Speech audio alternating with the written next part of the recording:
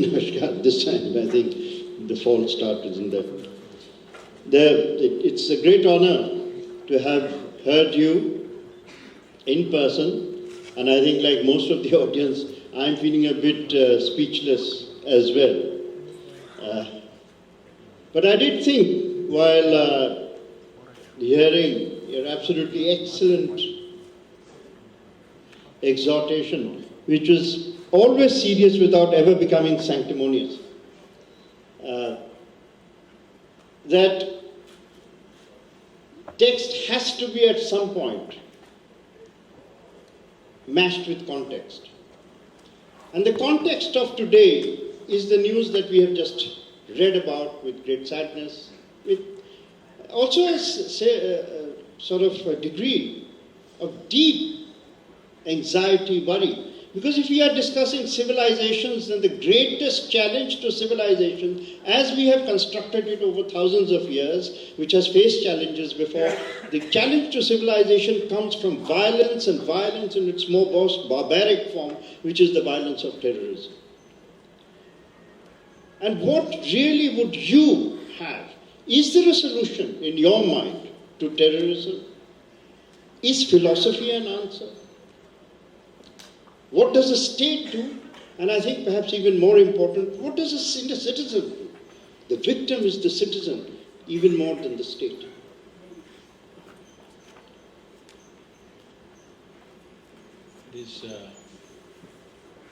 These terrible events have been happening repeatedly. Every time it happens, everybody sits up, says a few nice things, and of course we get busy with what we're doing, till again, somewhere else, it bleeds again. But at the same time, we need to understand that this is not happening just today. This has been happening for a couple of thousand years. And there may be many sub-reasons, but the fundamental thing is people believe this or that, and they're continuously in conflict. The nature of human intelligence is such, if you or me do something stupid today, we're capable. I am at least. Let me not include you in that. If we do something stupid today, tonight our intelligence will bother us. Why did I do this? This is the nature of human intelligence. It doesn't need any cultural training or religious training or any other training. It is the very nature of human intelligence that if you do something stupid, it will bother you. But when your stupidity is scripture endorsed or God endorsed, then you can go on doing the same things with great pride.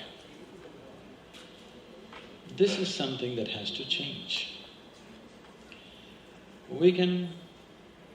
Now, French government says, we're going to handle this pitilessly, it's their words. I know what pitiless means. We have seen enough of pitilessness in our own lifetime happening around us. We don't want to see more pitilessness. We need to somewhere address this in a more fundamental way. The man that you call as terrorist, as horrible as the act is, there's no question about that, we're not debating that. But one thing we need to understand is, this man whom we call as terrorist is willing to throw up his own life. It is the nature of life itself that we value life. It's not a thought instruction. Even if you try to catch an ant, it will try to do everything to protect its life. This is the nature of life, it's inbuilt into us, that this life is precious to us. So, this is the nature of life, that it values itself, it would like to preserve itself. Why is it that a young man would want to go and blow himself up? So something, somewhere, has become more valuable than their own lives. We need to examine this in a more profound way. then handling is pitilessly. Pitiless handling for immediately if somebody is walking on the street on the gun, with a gun, yes, you have to handle it pitilessly for that moment. But pitiless handling of an entire situation is not going to produce any results. It will only grow this further and further. You will produce more young men who will want to throw their life in the street. And we must understand this. If somebody wants to commit a crime, go back home and live well. There are preventions for that guy. That guy who wants to die on the street, there is no way to prevent him. Till now, they've been a bit stupid, if you ask me. If they get really smart, there is no way you're going to stop them. There's no way we can? Not with your security, not with your screenings, not with your metal detectors, no. Which has just increased the fright level of… No, what I'm saying is, a man who wants to die, you can't stop him with all these measures. Right. You can't frighten a suicide with the idea of death. Yeah.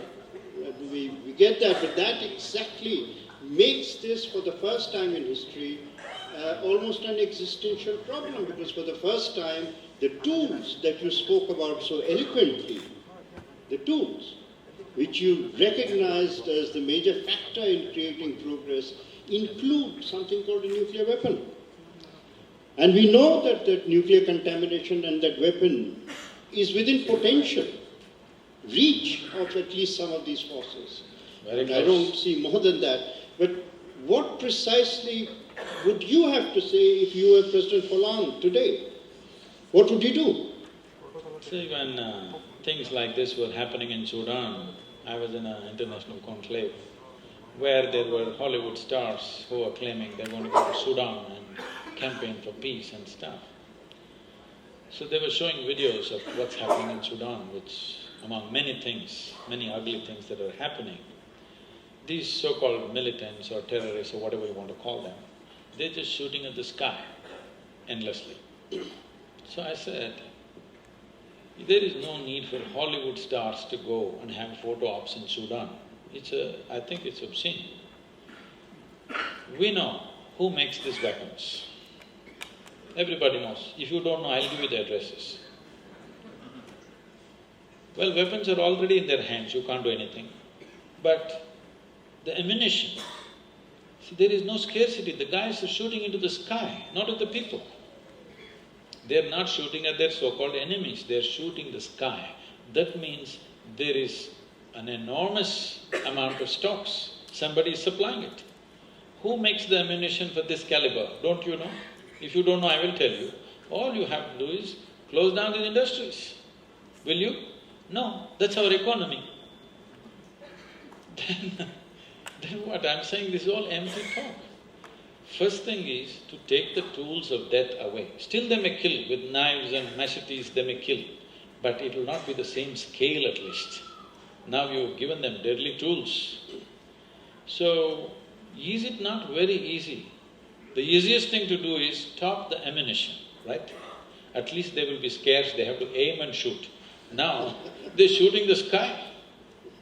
So good, now we have a binary. We have a binary in which we are trapped by the greed of capitalism on one side, or consumerism on one side, and on the other side of the binary, equally dangerous, is this notion of faith supremacy inspiring, untold violence. And is the squeeze going to destroy civilization as we can practice it? See whether it is an industrial nation which wants to be supreme or a faith which wants to be supreme, there's no difference between them. I don't see any difference because they will employ the same means towards the same ends. I hear a lot of people everywhere in India these days saying, India is going to be superpower. I say, that'll be ashamed of it. I will be ashamed if India becomes a superpower. I don't want India to be a superpower. I want to see that the world lives in an equitable way. Every country has its place on the planet and every human being has his place on the planet. Rather than somebody else is superpower and you're suffering that, and now you want to be the same nonsense. That is one thing we don't want to be. We want to see our people are well fed, we want to see that human beings fulfill their aspirations in their life. We don't want to be a superpower. These aspirations should be given up. These things have come from a past when our entire structuring of economy was always structured in such a way that 80% of the people will suffer for the happiness and comfort of 20% of the population. But in the end it worked out, 90% of the people started working for 5 to 6% people's well-being and comfort. That is changing now because we have really moved away from what we have referred to till now as capitalism. Capitalism existed when capital was in the hands of the few. In India, if you look back, just 50 years ago, maybe 50 to 100 families held the capital. Nobody else had access to capital, no matter what you wanted to do.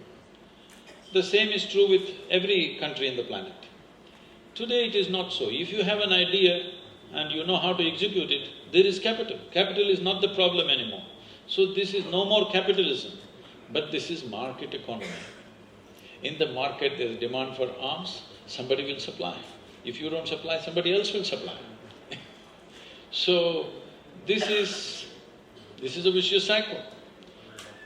If you allow the market forces to decide everything, this is how it will go. We don't know what people will have in their hands tomorrow morning. It may so happen if somebody produces a pocket nuclear bomb, a lot of people will carry it. And technologically, it may not be too far away. So, we need to understand this. What is missing on the planet is this. Our science and technology in terms of having mastery over physical world around us has taken leaps and bounds. But our ability to take charge of ourselves as human beings, we've not paid attention to that. That's why, this country's culture is important because this country invested more on the inner well-being of the human being than on the external success. Because we understood external success is fine, it creates comfort and convenience. Beyond that, it won't work. But right now we are in a situation, as a nation, I'm saying, when half our people are malnourished, as somebody was just saying. We have the highest level of malnourishment. My involvement with rural India is a painful involvement. Every time you walk into your village, you see 60% of the people, even their skeletal systems have not grown to full size. It feels terrible that you have eaten well in the morning and come there, and there are children looking at you without food in their stomachs. It's a terrible experience for me every time I go there. Absolutely, absolutely. So, when this is the condition, only thing that we need is quick economic development. That quick economic development, at what cost it will come, is something that we have to look at. To just give one example, for example, in Tamil Nadu there's one town called Tirupur. It's a Hosari town, an export-oriented town, where normally an average labor class also earns 3 times what they earn in Coimbatore, which is just 50 kilometers away. So generally people's incomes are 3 to 4 times higher than anywhere else. Last Diwali, not this one, 2014 Diwali, in the entire state of Tamil Nadu, on that day it seems they sold 36 crores worth of liquor on the Diwali day. That's a drinking day, okay? And Tirupur town accounted for some 27 crores of liquor in one day. So now, if economic well-being comes, either you will find them in the gutter or in the hospital, because 42% of Tamil Nadu's population is turning diabetic. Why? Because little economic prosperity. So economic prosperity without inner balance, economic prosperity without culturing your interiority can be a major disaster. So as we progress economically, it's very, very important that human consciousness also must raise. If that doesn't happen, then these disasters are just a consequence of not having paid attention to individual human beings. All our fixes are mass fixes. There is no mass here. There is just you and you and you. There is no mass population here. It is only politicians, religious leaders, others who are counting numbers who simply look and say, this is mass. There is no mass, there is only individual people. Without transforming individual people, life cannot change. But transforming individual people means it's a lifelong work. You can't do it with one slogan. With one slogan today, you move a mass of 10,000 people and you think you transform them. No. Individual transformation will cost life, involvement with people. It's an endless amount of work. That has not been done in the world, not enough. See, there is no infrastructure in the world, either physical or human infrastructure, to transform the individual human being, first of all. They say 150 years ago, 94% of the US population was illiterate. Today it's 100% not just literate, reasonably educated population. How does this happen? Somebody built the schoolroom, somebody trained the teachers, isn't it? Similarly, if something within has to happen in the human being, where is the infrastructure, either physical or human infrastructure, where is it? We have not done anything about it. Individual organizations are trying to do something, but there is no concerted effort across the world as to how to transform the individual. When I say transform the individual, every human experience has a chemical basis to it. We know today that what you call as peace is a certain kind of chemistry, what you call as joy is another chemistry, ecstasy is another chemistry, agony is another chemistry. Every human experience has a chemical basis. Or in other words, this is just a chemical soup. The question is just that, are you a great soup or a lousy soup?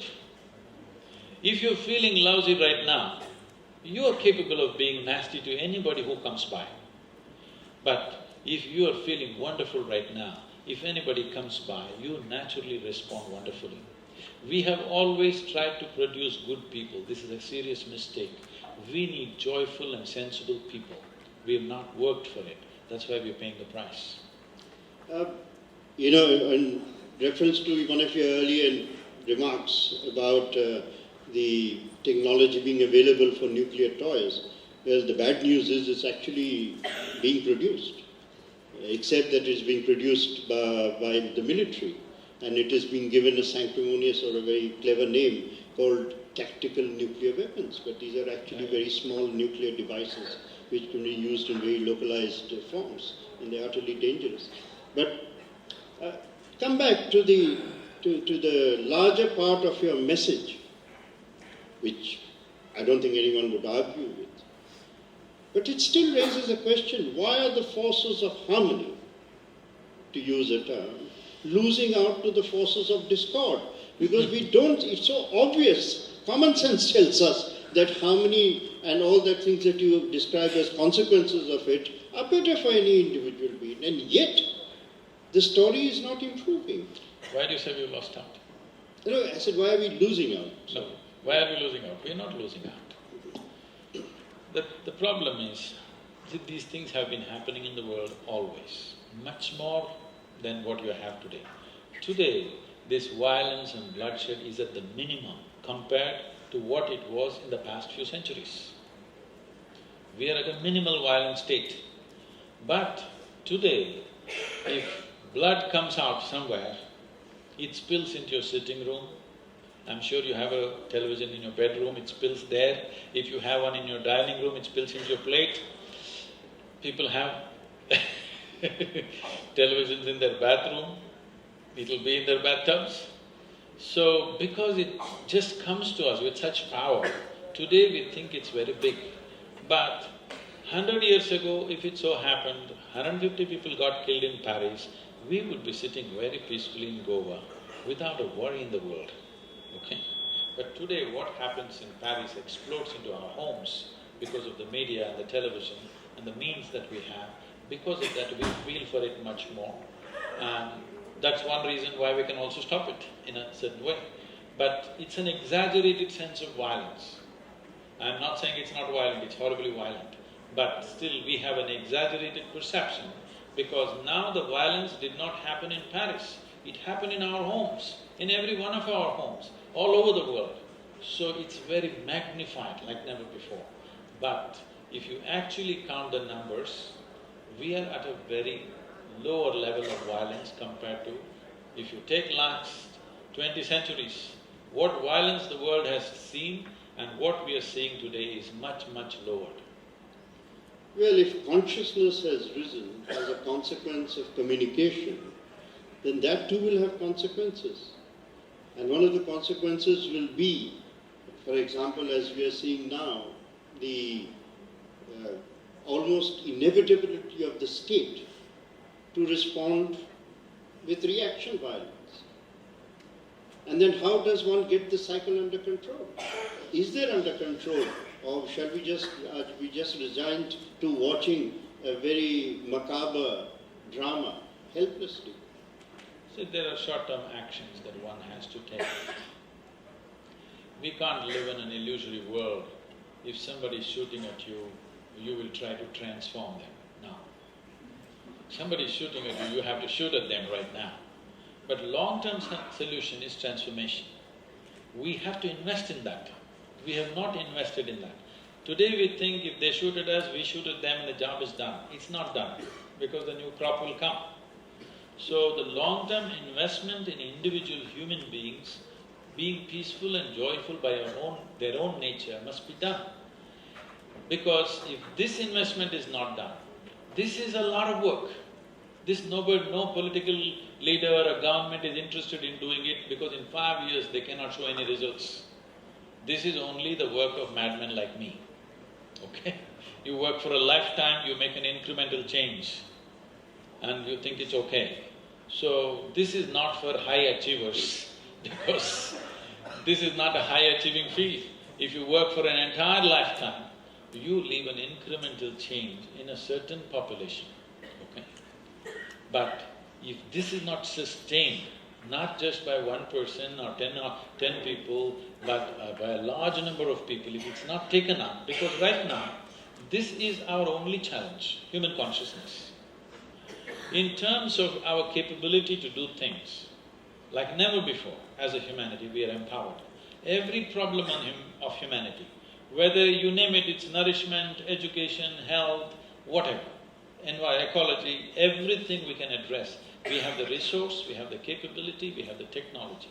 Only thing missing is a concerned human being. We are not manufacturing those concerned human beings. When I use the word manufacturing, yes, they have to be manufactured. In what kind of homes they grow up, what kind of societies they grow up, what is told to them right from their childhood, manufactures a concerned human being. We have not invested in manufacturing conscious and concerned human beings. We think just by putting up a slogan, people will be transformed. No. This is a lifelong work and a certain segment of population needs to take it up, because right now this is the only challenge missing. We have everything in place, but are we going to do it? That's a question. As a generation of people, we have to look at this, every one of us. Are we going to let this opportunity pass? Because never before in the history of humanity, any other generation had this opportunity, but if they wished, they could solve all the problems on the planet. No other generation had this opportunity, we have it. But are we going to let it pass, or are we going to do something about it? This determines what kind of people we are. Yeah, perhaps, absolutely. But just if you don't mind, would you call yourself a man of religion? No, I'm just a man.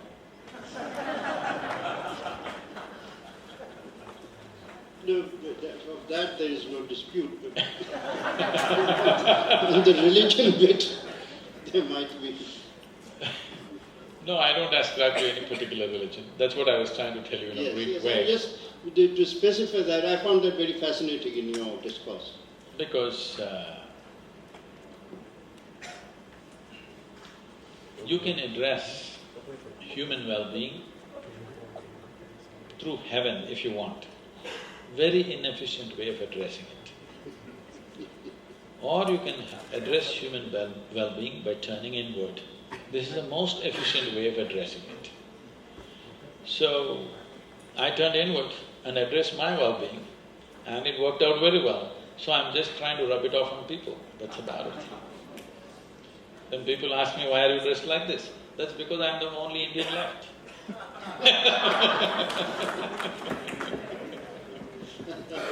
India has more than 120 distinct views. All of them are on the end of going away forever, because last generation of people are doing, their sons and children have become all software engineers. If you don't support this, all these fantastic views which took thousands of years to evolve will be all gone in the next generation.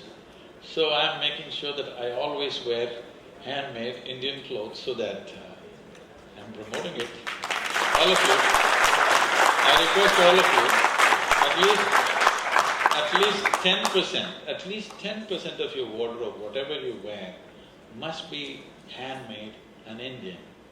This will support and preserve something tremendous, because these things cannot be done overnight. It takes thousands of years to evolve these things.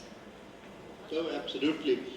So then, to come back, is religion a problem or an asset? As I said, if there is no religion, a whole lot of people will lose their mental balance. Really. Yeah, absolutely. Psychologically, It's valid. they're keeping themselves because somebody tells them, God is walking with you, He's holding your hand all the time. So this gives them strength, this gives them some hope. That is why I said, if you're looking for solace, this is a good thing. But if you're looking for a solution, this is not a solution. And because if there was only one religion, it would have looked like a reasonable kind of solace. But now, because everybody has their own enterprise, you see. So the damaging consequences of the enterprise are also pretty evident. Oh, what they have done in the last 1800 years is unbelievable. Millions have done, millions. And yet, this also… See, I want you to understand this. Suppose I believe in heaven, all right? I believe in heaven. And I think it's a wonderful place, and it's the best place in the universe. And I want to send you to heaven. Is it a bad thing? According to all anecdotal evidence, we don't know. Lots of people think that there might be much better company in hell. So, I'm saying this is what belief does. It confiscates human intelligence. So is heaven and hell then merely a construct that we have created, or artificial answers we have created because we don't know the answer to the two great mysteries, why we are born and why we die? Those who have made a hell out of themselves here, they want to go to heaven, obviously. If you make a heaven out of yourself here, you don't care where the hell you go.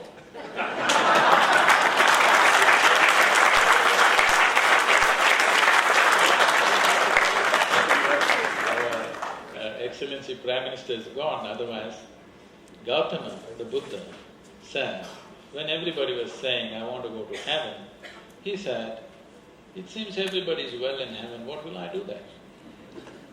I'll go to hell because you say everybody is suffering there, let me go there and do something, because I'm anyway incapable of suffering, let me go to hell. So this is the most important thing that needs to happen to a human being, that the fear of suffering is taken away. Fear of suffering will be taken away only when you understand the source of your joy is within you, not somewhere else.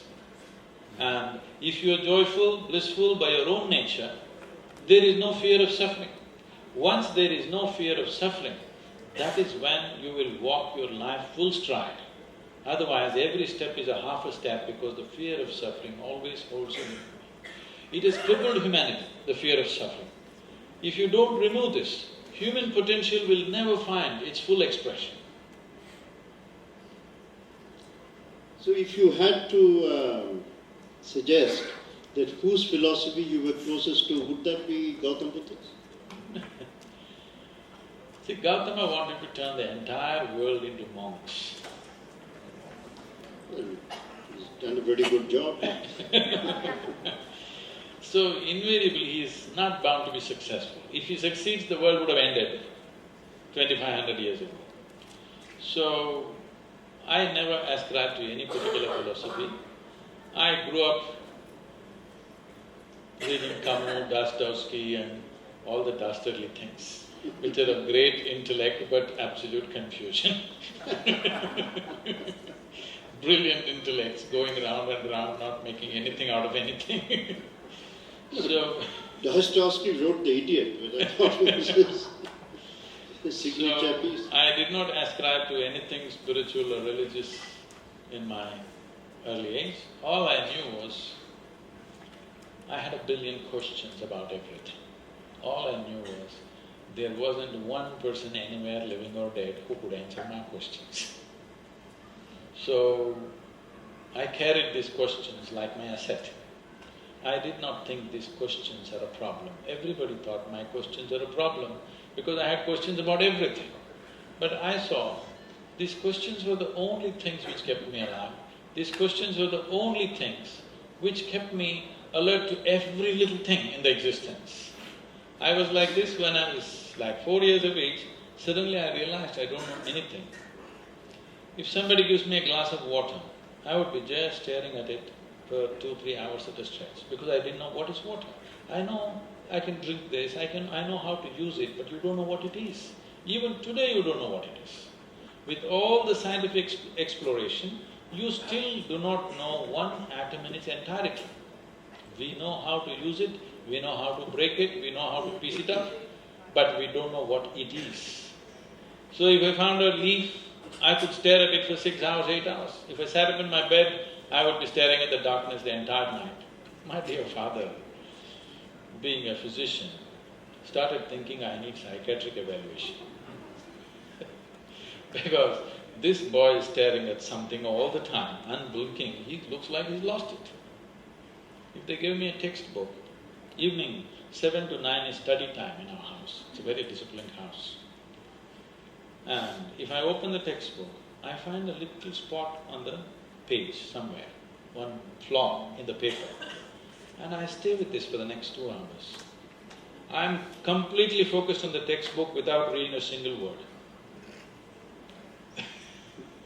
Because I saw it's the attention which is everything. Because as I paid attention, things opened up for me in ways that people have not imagined possible.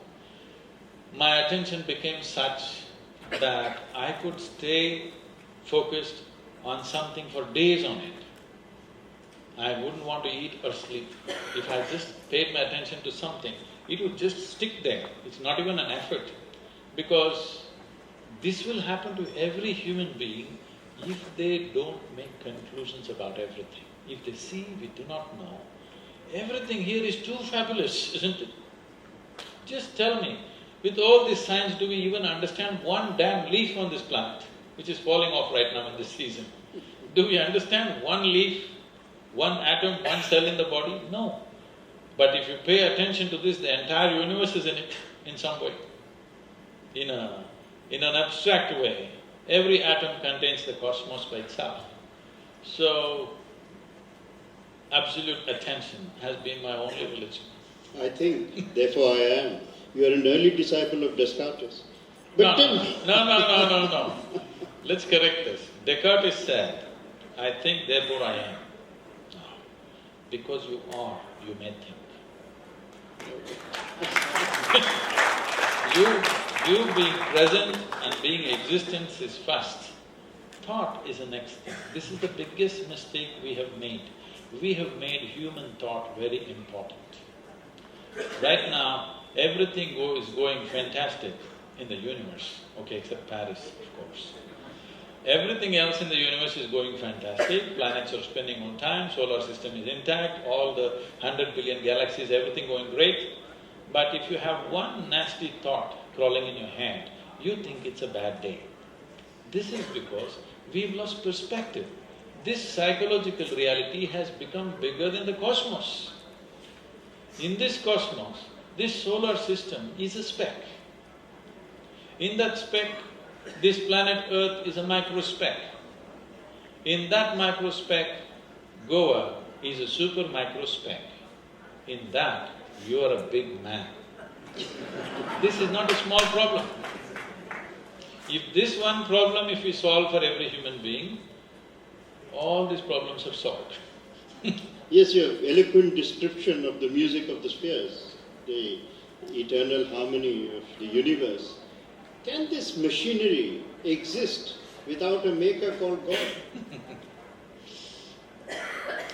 See, because we are human, we are thinking the creator must be one big man. Well, there's a debate, it can be a woman, but she cannot be big, she must be slim. I think that the doctrines, the religious doctrines are very clear that the God is formless. So we can set that debate aside or leave it to Americans. Okay. If something is formless, where can it be? It's a question? In the form of existence. No. If something is formless, where can it be? It can be inside you, as much as it's outside you. It can be everywhere or nowhere, Yeah, right? absolutely. So if it's everywhere and nowhere, right now, it must be within you. If I'm so lucky. Why? See, right now, what did you have for lunch today? Well, American Airlines food. Huh? Airline food. Not worth talking about. Say something more interesting. I've been told to be on good behavior and speak truthfully. Whatever you eat, if you eat a piece of bread, there is an intelligence within you which can transform a piece of bread into a human being over a few hours, isn't it? Suppose I took a loaf of bread in my hands and made this into a human being, who would you think I am? Hello? Must be the Creator Himself, isn't it? And you are doing it every day. Everybody is doing it every day. You eat a potato, it becomes a human being. When I say human being, the most sophisticated machine on the planet you're manufacturing with a piece of bread or a potato or a carrot or whatever, okay? So there is an intelligence and a competence of that nature within you, within me, within everybody. And this is the source of your creation. It is everywhere and it is here. If, as we went about this some time ago, your ability to experience the world is zero. You can only experience it the way it happens within you. What you see as light, some other creature sees it as darkness, isn't it? If you and an owl sit together, you say you're speaking at Wellington, Ooty, this happened to me. I was just asking them, if you and an owl sit together and start an argument, who will win? They said, owl in one voice. I didn't get it. I said, why? Who is right? I said, it's the owl. Then I understood their symbol. Symbol is owl. They must have given you an owl. Later, after I finished the talk. So, if you and owl or anybody and an owl sit together and argue which is light and which is darkness, it will go on endlessly. So who is really right is the question. Or what is the truth is the question. People will have learned to say both these days. Fine. One last question and then we'll open the questions to the house, which I've always wanted to ask and I can't resist. I don't know if I'll get a chance again. When did you discover your wild side? No, now this is the tame version. I hope you heard that. He said now is the tame version. It's your chance now to, to ask him what you will. Hello, Guruji, during your discourse you try to touch upon mukti also. I just want to ask you a question that can we say that without Guru you cannot attain mukti? Or it can be attained without having a Guru? And second part. Let's have one. Okay. Yes. Thank you. That's a good question. Now, if you want to walk where on the coast where the Portuguese landed long time ago, you must understand For one Vasco da Gama to land on the Indian coast, hundreds of other expeditions drowned somewhere in the ocean. One made a mistake and landed up in America. But the rest drowned and got lost. Nobody writes history about those who drown and those who get lost. Those who made it something significant, their names are mentioned in history. So you have heard of a Columbus or a Vasco da Gama. You have not heard about all those heroes who drowned and became fish feed.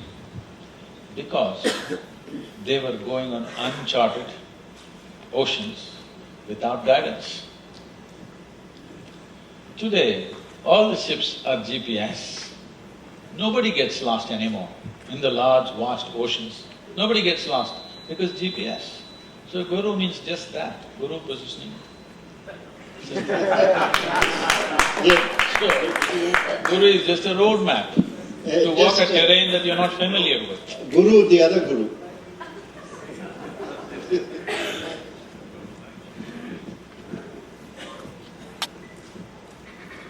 Well, at the present moment, while we are witness to what has happened in Paris, a bigger question than all the love, affection and pursuit inside is the issue of Kshatriya Dharma. Well, Krishna himself, though I know he failed, like all others who came to earth, but nevertheless he even talked about Paritranaya Sadhunam Vinashaya Cha Dushkritam. So there is an element of violence which he taught. So what have you to say when the world is confronted with people that are going to be violent? What should we do? Now, you are forcing me to make certain confessions. I must tell you, I neither read the Gita, nor do I know Sanskrit language. You just tell me in simple language. The problem with me is, I have no scripture in my head. There's only one thing I know. I don't know anything else. I know this piece of life from its origin to its ultimate. What I see is, if I know this piece of life, by inference, you know just about anything in the universe. By inference. Because fundamentally, everything in the universe has the same fundamental design. Today modern science is coming up with a theory called constructional theory. What they are saying is, the design of the atom and the design of the larger cosmos is fundamentally same, only multiplied in sophistication and complexity. An amoeba and you are actually the same fundamental design, but this is much more sophisticated and complicated, but that is a simple version of the same thing. So in that sense, this is all I know. I don't know any scripture, anything, just my knowledge about Krishna is what grandmothers are talking around me, not beyond that. But anyway, Krishna is talking about many things we must understand. These are the times when they are trying to establish law. There is no law. In a lawless land, they are trying to establish law. Why repeatedly they are talking about dharma, dharma between husband and wife, dharma between father and son, dharma between two kings, dharma between king and citizens, like this they are talking, and he is also talking about swadharma or the dharma of the self. Because he is trying to establish the law, where people could do anything by themselves. You must understand why in this Mahabharata people go to extreme levels to keep their word. Even though it causes enormous harm to them and to everybody, I said it, so I have to keep it. This is because at that time, a man's word was most important because there was no penal code as such.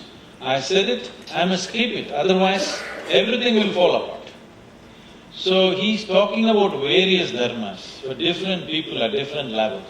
So when he's talking about the war and politics, he's talking one language. When he's talking about family, he's talking another language. When he's talking about inner nature, he's talking a different language. This is an appropriate way to address things, because all dimensions of life cannot work under one law. Marketplace functions one way, family should function in a different way, friendships function in a different way, what happens within us in a different way. These are governed by different laws. These are not morals. This is not a philosophy. This is a law, trying to understand by what laws different dimensions of life are functioning. Only if you're in tune with those laws, this is what I call as raga, only if you're in tune with the raga, you can find the right rhythm and hit it off. If you do not listen to the raga carefully enough, then you will do the wrong rhythm and then things fall apart. So whether it's our social situation, or international situation, or our own inner situation, or our psychological realities, we need to hit the right pitch. For this, we need to listen to life. And the only means that we have to listen to life is this human mechanism. There is no other way for you to listen to life. You had a question? You didn't answer your question? That's it? Yes. Huh? I'm still confronted with violence. What do I do? See, you are not confronted with violence. It is just that people take different types of action. Right now, I can speak gently to you, or I can speak harshly to you, depending upon what's needed, all right? There are people who are very sensitive. If you just look at them, they will understand why they're being looked at. There is somebody else, if you look at them, they'll just straight stare back at you. You will have to tell them. There is somebody else, if you tell them, they won't get it. You have to tell them loudly. There is somebody else, you have to knock him on his head and tell him. This is why we said Sama, Veda, Danda, all these things, because these are different ways to make things happen, because not everybody is made the same way. So am I justifying violence? Whether I justify it or I don't justify it. The very structure has violent elements in it.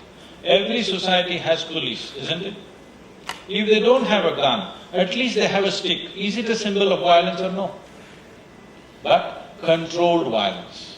Violence controlled by an established system of law. But if you do that, there will be somebody who is made in such a way who doesn't fit into your system of law. He will do his own violence. It's inevitable. It can only be brought down when individual human beings are transformed in a huge way. Otherwise, we can philosophize as much as we want. It's been happening for 10,000 years. Why don't we understand it won't work like that? But the very structure of the society has violence ingrained in it, isn't it so? You have a policeman, legal violence, isn't it? But can you do without a policeman, I'm asking? Can you do without an army today in the world? You cannot. So that is violence. You may call it defense, but it's actually instruments of violence. If it's necessary, we'll use it, isn't it? Thank you. Instruments of coercion. Ram Guruji, my question is that you mentioned about self-introspection, looking inwards. No, I did not use introspection. Okay, looking inwards. And then you just mentioned about how you gain focus and you could stare into something for a longer period of time. Now my question is that if you're willing, and for those of us who are willing, would you be kind enough to share your learning, how you did it, or how we can do it, looking inward? Right here. Right here. Thank you, please.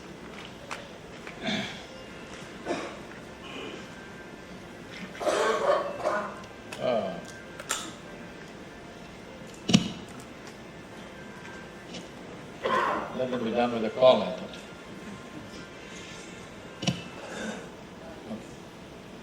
Okay. So, I must tell you how it happened to me. As I was saying about this, I was just staring at just about anything. In this condition, they sent me to school.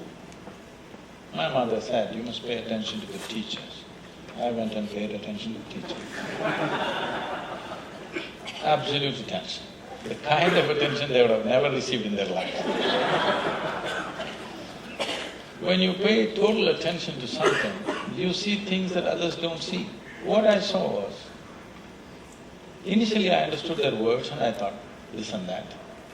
Then I saw they were only making sounds. I was making up meanings in my head. Even now that's what is happening. Language is a conspiracy between two people. I make one sound, you make up the meaning. I make another sound, you make another meaning, isn't it? If I start speaking in a language that you do not know, then it will be just sounds. So when I realized they're making only sounds, I'm making the meanings, I stopped making the meanings. I simply paid attention to the sounds. Every hour, a new teacher comes and makes more sounds and more sounds and more sounds. It became very amusing. I had a big smile on my face. They were not amused. So, slowly I could not even hear the sounds. I saw things that are impossible to articulate. I knew the teachers past, present and future, but I couldn't hear a word that they were talking. After some time I couldn't even see them. So my schooling just went like that. About 8 years ago, this school where I studied over 45 years ago, they came to invite me for their 125th anniversary of the school. I said, please, why me? Because I was not just a not good student, I was not even a student. Why are you asking me to come? They said, no, our school has produced union ministers, our school has produced cricketing stars, film stars, you are the only mystic, so you must come. Okay. And I went there, I stood up to speak, I just looked around and suddenly I see this classroom. And I remembered, I was about 13 years of age. One afternoon, a teacher is asking a question and trying to get a response from me. Those days, I was made like this, 3 days, 4 days, I won't utter a word, because when you don't know anything, what do you say? I'm just paying attention to the world. There's nothing to say for me. So 35-40 minutes he tried. When I said nothing, he came, held me by the shoulders, shook me violently like this and said, you must be either the divine or the devil. I think you are the latter. I did not feel insulted or abused by this. Till that moment my problem was, what is this, what is that, what is that, what is that? One thing was clear to me, this is me. Suddenly this guy confused me about this also. Suddenly I looked at me, what is this? Is this divine, devil, what the hell is this? I tried to stare, it didn't work, so I closed my eyes. Initially it started as moments, days, it went into hours, days, it went into very long periods at one time. So turning inward happened for me because my focus was intense on just about anything, but I didn't know that this is where I have to look. I thought I'm going to find it somewhere here, but not understanding whatever you see is only happening within you, isn't it? Yes? Right now, the problem is this, all the five sense organs, which are your basic faculties, are all outward bound. But the source of experience is within you. This is the fundamental human predicament. If you want to turn inward, what is needed is, these five instruments of senses are essential for your survival. So the moment you're born, these five things become active because you have to survive. But if you want to know something beyond survival, then only turning inward. So these faculties don't come on by themselves, a little striving is needed. I would say, if you are willing, you said you're willing, if you are willing, then if you dedicate 30 to 32 hours of focused time, we'll format it in many ways, but 30 to 32 hours of focused time, we will give you proper scientific instruments to turn inward and to experience something beyond what you know through five sense organs. This is what we call as inner engineering, which has become a powerful, silent revolution across the world. Thank you very, very, very, very much. It was a great experience for all of us, and we are blessed.